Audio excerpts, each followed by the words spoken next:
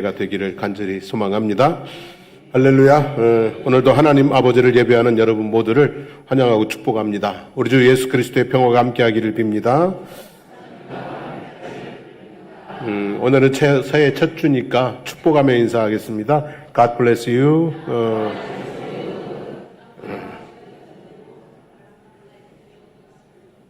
God bless you 한 이유는 새해 복 많이 받으세요는 실체가 없어. 누구한테 복을 받으라는 건지. 네, God bless you. 하나님께서 여러분들에게 한 해에 복을 많이 부어주시기를 원합니다. 내가 생각하지 못하는 그런 복들도 채워주실 줄로 믿습니다. 2026년은 병오년 붉은 말의 해입니다. 그리고 병오년 말띠 여자는 기가 세서 결혼하기가 힘들다는 말이 있을 정도로 기가 센 해라고 합니다. 하지만 타고난 띠나 기질의 기보다 더 센 것은 하나님의 능력인 줄로 믿습니다. 그래서 열왕기상 18장에 보면 이런 말씀이 있어요. 조금 후에 구름과 바람이 일어나서 하늘이 캄캄해지며 큰 비가 내리는지라. 아합이 무엇을 타고요? 마차를 타고 이스라엘로 가니 여호와의 능력이 엘리야에게 임하여 그가 허리를 동이고 이스라엘로 들어가는 곳까지 누구 앞에서? 아합 앞에서 달려갔더라는 말씀이 있어요. 하나님의 능력으로 아합의 마차보다 앞서 달려갔던 엘리야처럼 올해 하나님의 능력으로 힘차게 앞서 달려가는 그런 은혜가 있게 되기를 축복합니다. 한편 요한계시록 6장 3절 4절에 보면 또 이런 말씀이 있어요. 둘째 인을 떼실 때에 내가 들으니 둘째 생물이 말하되 오라 하니 이에 다른 붉은 말이 나오더라. 그 탄 자가 허락을 받아 땅에서 화평을 제하여 버리며 서로 죽이게 하고 또 큰 칼을 받았더라 그랬어요. 붉은 말이 나오니까 뭐가 일어났다는 얘기예요? 화평이 사라지고 전쟁이 막 터지기 시작했다는 얘기죠. 붉은 말의 해, 각 나라들이 비축한 힘과 능력을 전쟁에 사용하지 않고 평화와 번영을 위해 사용하는 해가 될 수 있도록 기도하시기를 바랍니다. 특별히 남북관계 속에서 오늘도 북한에서 뭘 또 쐈다고 그러는데요. 남북관계 속에서 비축된 힘과 능력을 전쟁이 아니라 평화와 번영으로 키워나가고 열매 맺어가는 그런 우리 남북관계가 될 수 있도록 끊임없이 기도하셔야 될 줄로 믿습니다. 우리 교단 제110회 총회의 주제를 살아계신 하나님 처음 사랑을 회복해 하소서라고 정했습니다. 경제적인 풍요로 말미암아 하나님으로부터 멀어진 성도들의 마음, 국민소득이 2만 불이 넘어가면 사람들이 교회를 떠나서 세상 즐거움에 빠져 들어간다고 그래요.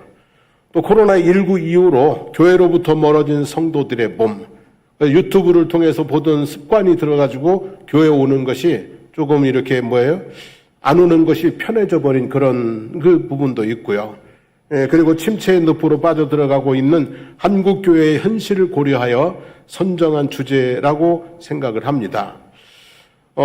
이런 일이 하루 이틀 일은 아닙니다. 하나님께서 이스라엘 백성들을 향해서 너는 마음을 다하고 뜻을 다하고 힘을 다하여 내 하나님 여호와를 사랑하라고 명령을 하셨습니다. 하지만 이스라엘 백성들은 하나님을 버리고 우상 숭배와 자기 소견에 좋은 대로 살기를 반복을 했습니다. 구약 성경은 그들이 얼마나 하나님을 노엽게 했었는지 또 얼마나 많은 매를 맞았는지를 상세하게 기록해주고 있습니다. 예수님께서는 제자들을 향해서 마태복음 10장 37절에 보면 아버지나 어머니를 나보다 더 사랑하는 자는 내게 합당하지 아니하고 아들이나 딸을 나보다 더 사랑하는 자도 내게 합당하지 아니하며 또 자기 십자가를 지고 나를 따르지 않는 자도 내게 합당하지 아니하니라고 그랬습니다. 그러니까 누구를 제일 사랑해야 된다는 거예요? 예수님을 제일 사랑해야 된다라고 하셨습니다. 하지만 교회와 성도들은 가족과 그리고 행복을 추구하는 삶을 살았어요. 신앙생활을 하는 이유가 가족과 행복인 그런 경우들이 너무나 많이 있었어요. 그래서 2000년 기독교 역사는 교회가 얼마나 세상을 사랑하며 살았었는지를 잘 보여주고 있는 역사라고 볼 수 있어요. 하나님을 등진 이스라엘 백성들은 나라가 망하기까지 매를 맞았고 세상을 사랑한 교회는 집불처럼 타오르다가 사라지기를 반복하고 있어요. 요한계시록에 등장하는 소아시아의 7 교회는 여기가 거깁니다라고 하는 흔적만 남아있어요. 교회 하나도 없고요. 공동체 없어요. 그냥 가보면 여기가 거깁니다 하고 돌무더기만 몇 개 남아있는 그런 상태이고요. 유럽의 웅장한 교회들, 중세 때 정말 부흥을 누렸던 유럽의 웅장한 교회들요, 건물 보면 딱 놀랍니다. 근데 한 번 더 놀라는 것은 뭐냐면 그 건물이 비어있는 건물이라는 거. 그저 관광지일 뿐이지 거기서 전혀 예배가 되고 있지 않다는 것에 또 한 번 놀라게 됩니다. 한국교회는 부흥의 역사를 썼었습니다. 하지만 지금은 부흥이 아니라 생존을 고민하는 상황이 되어졌습니다. 이 교회들이 얼마나 오래 버틸 수 있을까? 농촌에 있는 교회들은 얼마나 버틸 수 있을까? 그리고 기존의 도시에 있는 교회들도 노령화되어 가고 청년들의 발걸음이 멀어져가는 이 상황을 얼마나 존속할 수 있을까? 그게 걱정인 고민나는 상황이 되어버리고 말았습니다. 오늘 본문은 과거 에베소 교회를 통해서 흔적만 남아버린 과거 에베소 교회를 통해서 오늘 우리에게 주시는 말씀이라고 볼 수도 있습니다. 에베소는 당시 소아시아의 최대의 도시였습니다. 정치, 경제, 문화, 종교의 중심지로 로마, 알렉산드리아와 함께 3대 도시로 꼽히는 곳이었습니다. 에베소에 가보면 중요한 유명한 건물들이 몇 가지가 있는데 두란노 서원이라고 있습니다. 두란노 서원. 그 당시에 도서관인데 상당한 규모죠. 그죠? 바울이 이 두란노 서원 앞에서 2년 동안 복음을 전했는데 아시아에 사는 사람은 헬라인이나 유대인이나 다 복음을 들었다고 할 정도로 많은 사람들이 이곳을 뭐하는 거예요? 찾았다는 것이죠. 그 다음에 이제 풍요와 다산을 상징하는 여신 아데미를 섬겼습니다. 저기 지금 뭐가 많이 달려있죠. 그죠? 보통은 2개만 있어야 되는데 지금 저 신은 지금 너무 많은 가슴을 이렇게 가지고 있어요. 풍요와 다산을 상징하는 아데미 신상입니다. 그리고 이 아데미를 섬기기 위해서 신전을 만들었는데 대리석 기둥이 127개나 되는 거대한 신전을 건축을 했고 그 신전에 속한 남녀 사제가 수천 명에 이르렀다고 합니다. 그리고 에베소에는 로마 도시의 상징이라고 할 수 있는 원형극장이 있는데요. 규모가 좀 커 보이죠? 저 원형극장이 24,000명을 수용할 수 있는 극장입니다. 24,000명이면 대단히 큰 거예요. 그리고 얼마나 설계가 잘 되어 있는지 저 아래에서 노래를 부르면 제일 뒤에까지 다 들리도록 아주 설계가 잘 되어 있어서 공연장입니다. 근데 이제 바울이 에베소에서 복음을 전하고 교회가 막 부흥하자 그 아데미 신상을 팔아서 먹고 사는 사람들이 사업에 지장이 생겼어요. 그래가지고 바울의 일행을 잡아 끌고 저 극장으로 들어갔다는 이야기가 사도행전에 기록이 되어 있어요. 여러분, 에베소는 당시 최대의 상업도시, 각종 문화와 향락, 종교와 철학의 총집합 장소였습니다. 한마디로 복음이 들어가기가 쉽다, 어렵다? 어렵다. 복음이 들어가기가 아주 어려운 그런 지역이었습니다. 그런데 하나님께서 바울의 손으로 놀라운 일을 행하게 하셨습니다. 뭐냐면 많은 기적을 일으키셨습니다. 병이 낫고 귀신이 떠나가는 역사가 있었습니다. 심지어는요, 사람들이 바울의 몸에서 손수건이나 앞치마를 가져다가 병든 사람에게 얹으면 그 병이 떠나고 귀신 들린 사람에게 얹으면 악귀가 떠나갈 정도요 놀라운 역사들이 많이 일어났습니다. 그래서 유대인과 헬라인 중에서 많은 사람이 예수를 믿고 회개하고 돌아왔고요. 또 마술사들이 있잖아요. 마술사들까지도 예수를 믿어서 자기들이 마술하던 책을 모아서 불태우기까지 했습니다. 은 5만이라고 했는데 수십억에 달하는 그 책들을 불태우면서까지 자기들의 업을 버리고 누구를 믿게 됐어요? 예수님을 믿는 기적이 일어났어요. 주님의 말씀이 흥왕해서 세력을 얻었습니다. 크게 부흥을 했습니다. 자, 바울은 이제 예루살렘과 로마를 품고 에베소를 떠났어요. 그 후에 바울이 아들같이 사랑했던 제자 디모데가 에베소 교회를 섬겼고, 그리고 사도 요한이 예수님의 모친인 마리아를 데리고 에베소로 왔어요. 그리고 사도 요한이 에베소 교회를 섬겼어요. 여러분, 이 에베소 교회는요, 돈과 향락과 죄악이 만연한 도시에서 한눈을 팔지 않았어요. 예수님께 가장 많은 칭찬을 받은 그런 교회였어요. 훌륭한 교회였다는 말씀이에요. 그래서 예수님이 칭찬하는 내용을 보면 2절과 3절 말씀인데요. 내가 내 행위와 수고와 내 인내를 알고 또 악한 자들을 용납지 아니한 것과 자칭 사도라 하되 아닌 자들을 시험하여 그 거짓된 것을 내가 드러낸 것과 또 내가 참고 내 이름을 위하여 견디고 게으르지 아니한 것을 안다 그랬어요. 예수님께서 칭찬하신 내용이에요. 7가지 칭찬이 나와 있는데요. 하나하나가 다 너무 귀한 것들이에요. 첫째는 내가 내 행위를 안다 그랬어요. 행위. 일반적인 믿음의 행위를 말합니다. 마음의 믿음에 머물지 않고 입술의 고백에 멈추지 않고 몸으로 실천하고 삶으로 펼쳐내는 행동하는 신앙이었다는 거죠. 여러분, 믿음이 행동으로 옮겨지는 게 쉬워요? 어려워요? 그저 마음은 원이로되 육신이 약하여서 그러잖아요. 입으로는 주를 사랑합니다. 그러면서 우리가 그렇지 못한 경우들이 많잖아요. 근데 에베소 교회는요, 자기들의 믿음을 다 뭘로 옮겨나가요? 행위로, 삶으로 이루어내고 있는 교회였다라고 하는 거죠. 두 번째는요, 수고를 알았다고 그랬어요. 단순한 육체적인 피곤의 의미를 넘어서 피를 흘릴 정도의 심각한 고통을 표현하는 단어예요. 다시 말하면 주를 섬기는 데 있어서 몸을 사리지 않고 목숨 걸고 최선을 다해서 섬겼다, 이런 표현이 되는 거죠. 세 번째는 내 인내를 안다고 그랬어요. 하나님의 말씀과 예수 그리스도에 대한 증거로 초래된 현실적인 핍박에 대한 그리스도인들의 신앙적 태도와 관련된 표현입니다. 그러니까 밖으로부터 오는 모든 환난과 핍박을 고스란히 다 어떻게 해요? 받아냈다는 얘기예요. 신앙을 버리지 않고 도망가지 않고 환난과 핍박을 잘 견뎌냈다는 말씀이죠. 네 번째는 악한 자들을 용납하지 아니했다고 그래요. 율법을 무시하거나 도덕성이 결여된 사람들을 받아들이지 않고, 또 교인들 중에서 이런 문제가 생겼을 때는 그들을 그냥 모른 척 덮어두지 않고 어떻게 했다는 얘기예요?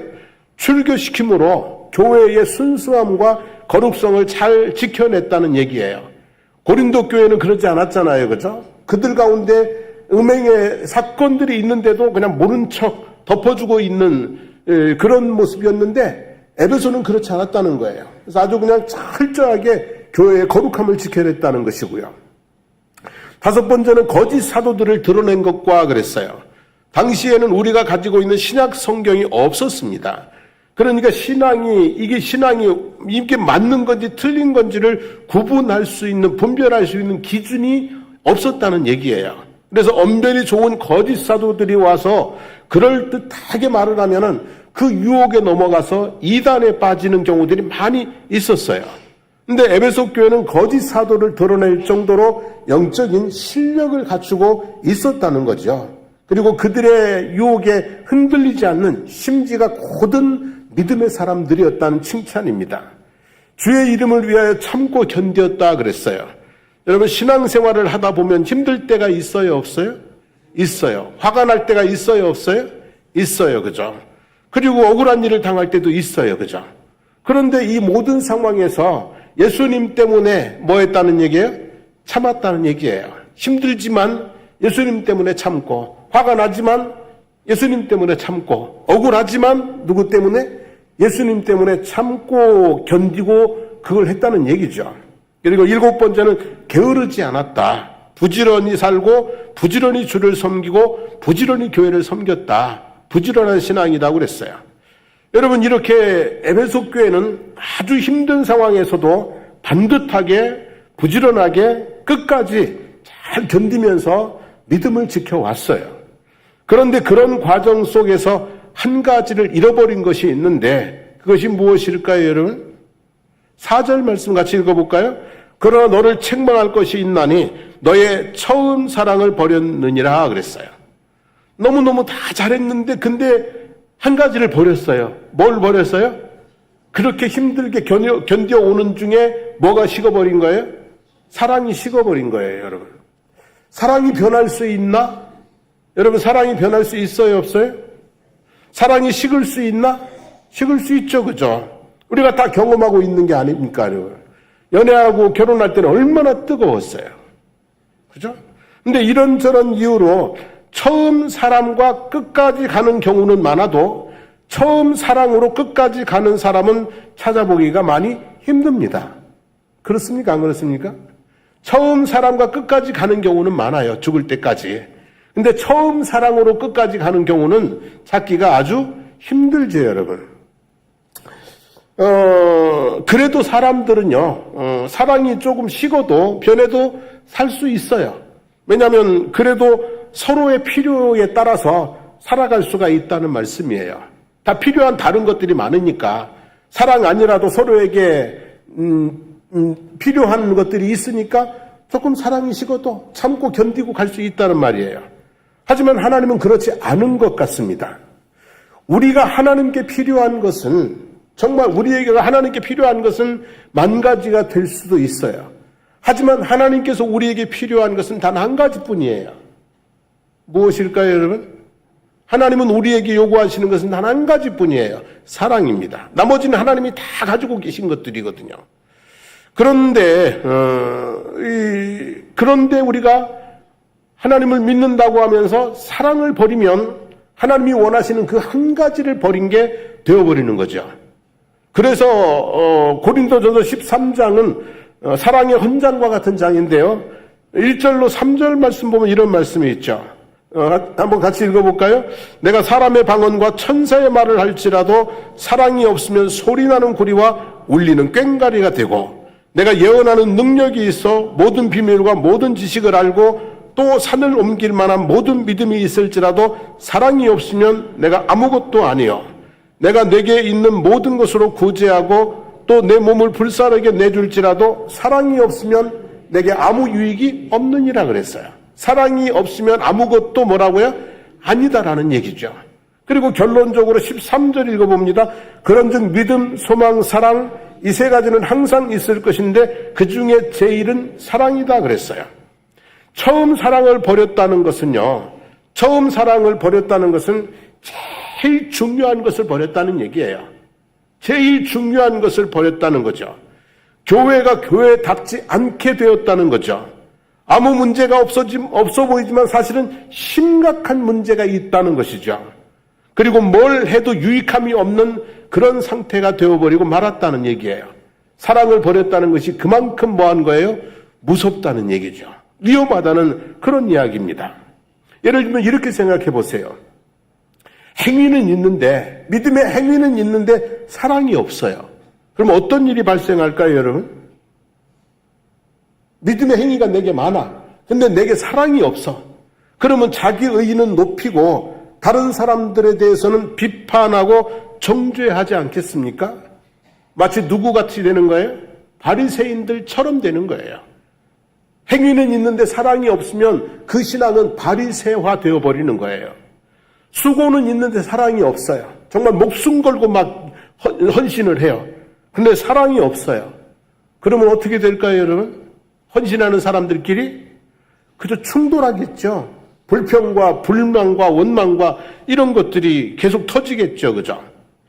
악한 자를 용납하지 않고 거짓 선지자들을 분별할 수 있는 예리함이 있어요. 그런데 사랑이 없어요. 그러면 그 공동체는 어떨까요? 그죠? 좀 살벌하지 않겠어요?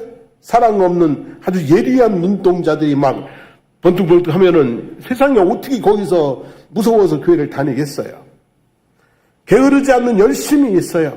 그런데 사랑이 없어요. 그럼 어떻게 될까요, 여러분? 열심히 일하다가 서로 어떻게 하는 거예요? 그죠? 싸우고 그러는 거죠. 그래서 사랑이 없으면 유익이 없다는 거예요. 교회는 사랑으로 시작되고 사랑으로 유지되고 사랑으로 발전하는 공동체예요. 교회의 생명은 사랑입니다. 그런데 사랑을 버리면 어떻게 되는 거예요? 생명이 없어지는 거잖아요.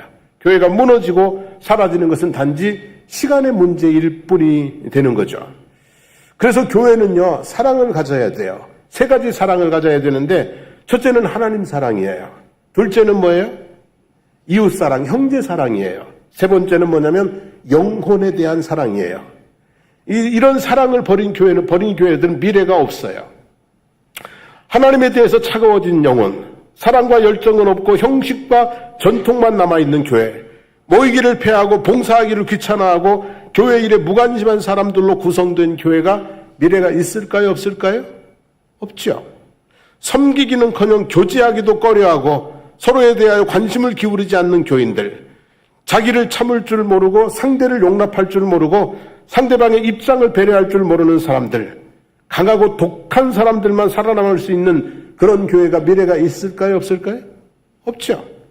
영혼에 대한 사랑이 없어서 전도하지 않는 교회, 들어오는 사람보다 나가는 사람이 많은 교회는 미래가 없어요. 교회는 새 식구가 들어오지 않으면 줄어들 수밖에 없습니다. 나이 드신 분들은 돌아가시고 젊은이들은 발걸음이 끊어지고 종종 삶의 현실을 따라서 이사도 가고 아주 가끔은 시험이 들어서 다른 교회로 가기도 합니다. 이렇게 빠져나가는 수가 들어오는 수보다 많으면 방법이 없어요. 들어오는 수를 늘리는 방법이 뭐예요, 여러분? 딴 거 없어요, 그죠? 전도하는 거죠. 그래서 아무튼 숫자를 늘려야 되는 거예요. 아기를 낳든지 아니면 영적으로 전도를 해서 사람을 오게 하든지, 그것도 못하면 오는 성도님들 잘 어떻게 해요? 할머니가 손자 돌보듯이 잘 품어주고, 그래서 교회 안에 잘 뿌리 내릴 수 있도록 하는 그런 영혼 사랑이 있어야 되는 거죠. 그래서 여러분, 하나님 사랑, 형제 사랑, 영혼 사랑, 사랑이 교회를 세우는 힘입니다.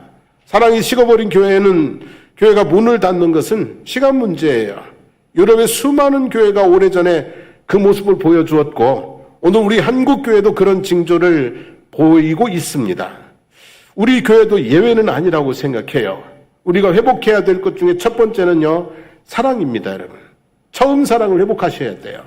하나님 사랑을 회복해야 되고, 형제 사랑을 회복해야 되고, 영혼에 대한 사랑이 회복이 되면, 그러면 교회가 새로운 일들이 일어나게 될 줄로 믿습니다.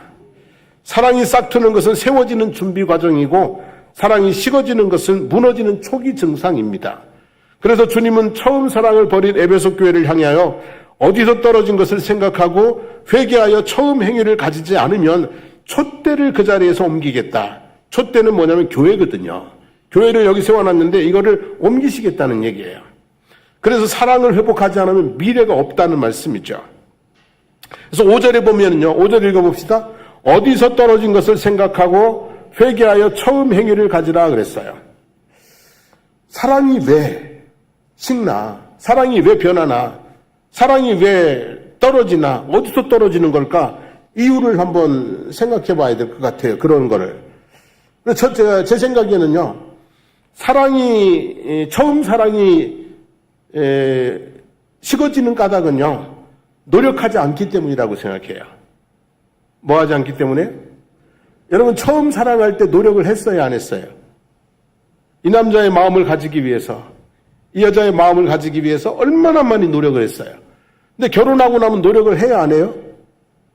그때만큼 안 하잖아요, 그죠?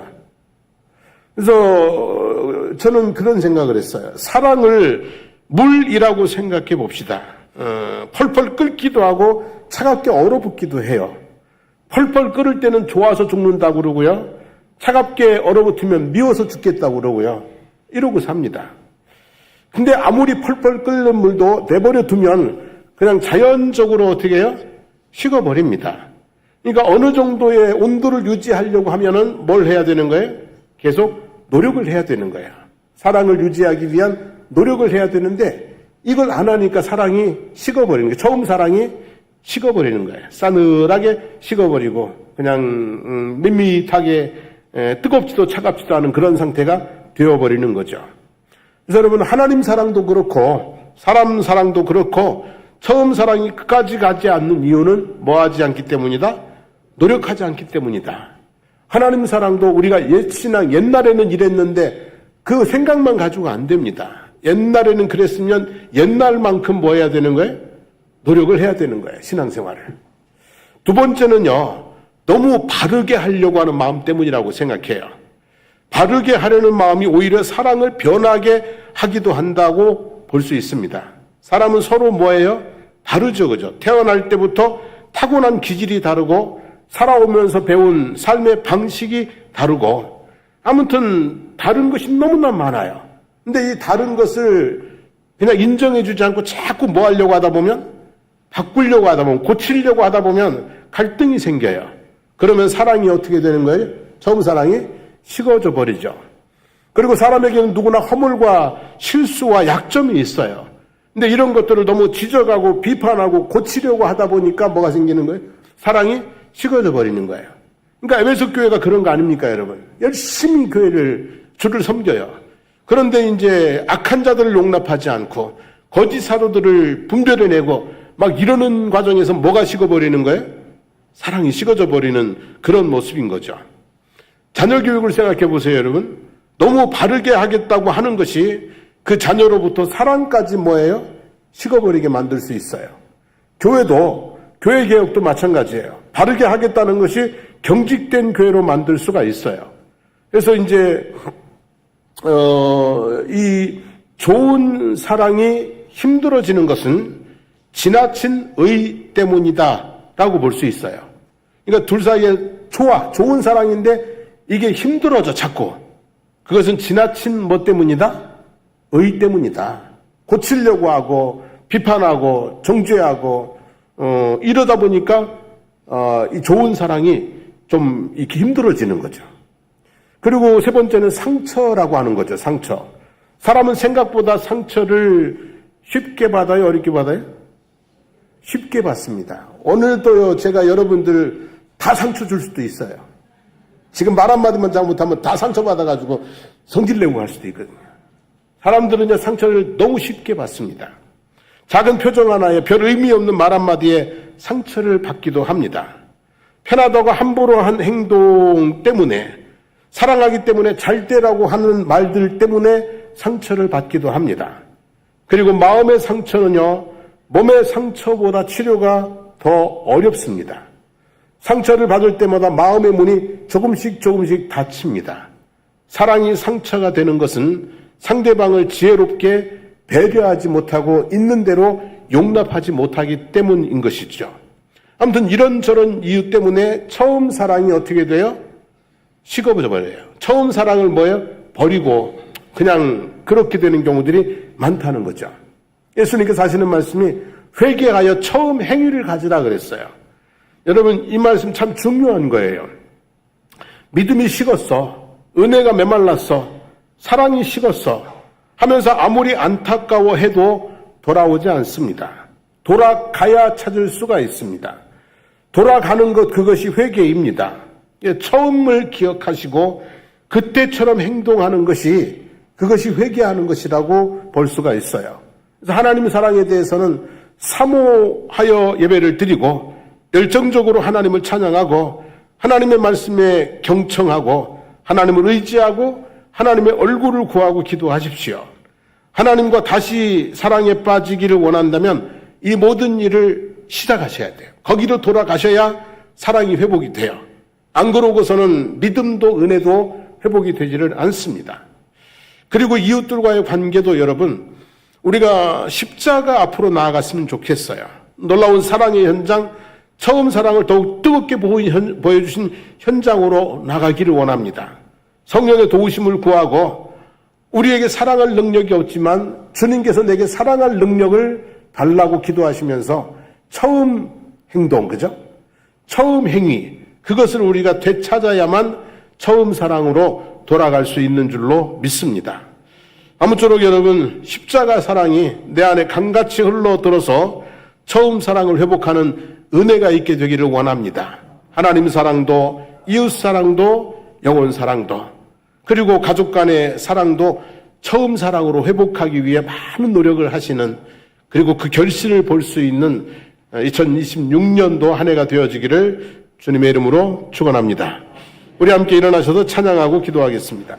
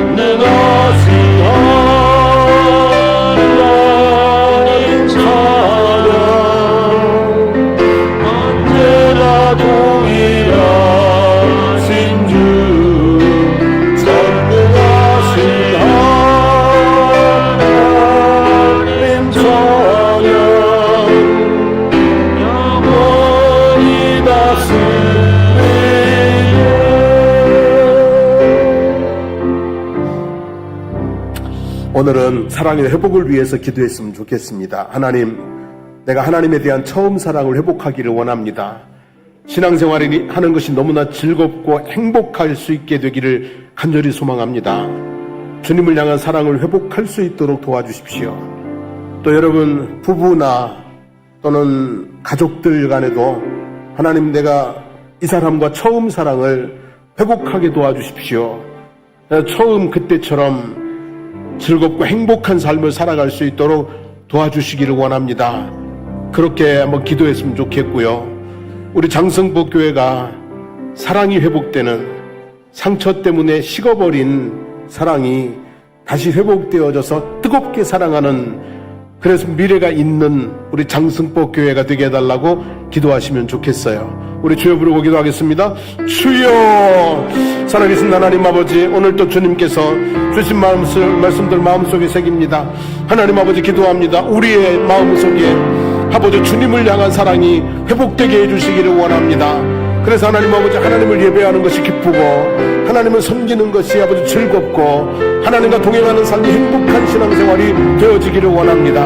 하나님 아버지, 우리의 내 마음속에 아버지, 내 영속에 아버지 하나님 주님에 대한 사랑이 회복할 수 있도록 주여 도와주시기를 주님 간절히 기도드립니다. 하나님 아버지, 우리들 가운데 부부 사이에 또 아버지 형제 사이에 친구 사이에 아버지 하나님 식어버린 사랑들이 회복되게 해주시기를 원합니다. 다시 사랑하면서 처음처럼 아버지 하나님 즐겁고 처음처럼 행복한 관계를 아버지 하나님이 누리고 살아가는 아버지 관계의 회복이 일어날 수 있도록 하나님 아버지 도와주시기를 주님 간절히 기도드립니다. 우리 장성복교회를 축복해 주시기를 원합니다. 사랑이 넘치는 교회가 되게 하여 주시옵소서. 우리가 긴 세월 무뎌진, 그리고 아버지 여러 가지 일들로 상처 가운데 아버지 하나님 차가 아버지 하나님을 식어버린 그 아버지 처음 사랑을 아버지 하나님 다시 회복하게 도와주시기를 원합니다. 사랑이 회복되는 교회, 사랑으로 아버지 하나님 행복한 그런 교회 공동체로 세워져 갈 수 있도록 우리를 붙들어 주시기를 주님 간절히 기도드립니다. 하나님 함께하여 주시옵소서. 하나님 아버지, 우리들에게 처음 사랑을 회복할 수 있는 힘과 능력을 더해 주시기를 원합니다. 또 그것을 위해서 좀 더 많은 노력을 아끼지 않을 수 있도록 도와주시기를 원합니다. 주님을 사랑하는 마음이 회복되어져서 신앙생활이 즐겁고 행복할 수 있게 하옵소서. 하나님 아버지, 부부가 처음 사랑이 회복되어져서 처음처럼 그렇게 행복한 부부로 살아갈 수 있도록 도와주시기를 원합니다. 우리 장성복교회가 처음 사랑이 회복되게 해주시기를 원합니다.